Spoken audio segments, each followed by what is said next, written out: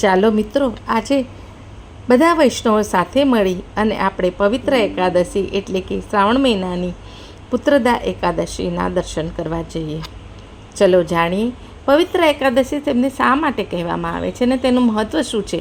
ધાર્મિક માન્યતા પ્રમાણે એકાદશીનું વ્રત મન અને ઇન્દ્રિયોને સંયમમાં રાખી ભગવાન શ્રી હરિનું સ્મરણ કરવાનો પવિત્ર અવસર છે.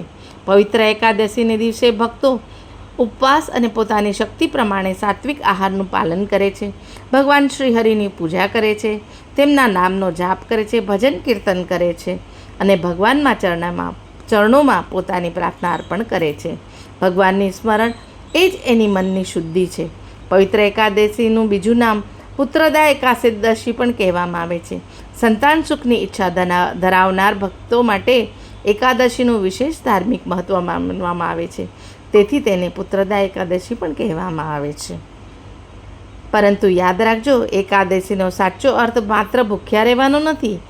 એકાદશી આપણને ભગવાન તરફ વાળી નકારાત્મક વિચારોનો ત્યાગ કરી સારા કર્મ કરી ભગવાન શ્રી હરિને પ્રત્યે શ્રદ્ધા અને ભાવથી પ્રભુને પ્રાર્થના કરીએ, હે શ્રી હરિ, મારા મનને પવિત્ર બનાવો, મારા જીવનમાંથી અહંકાર અને નકારાત્મકતાને દૂર કરો અને મને સત્ય માર્ગે ચાલવાની શક્તિ આપો.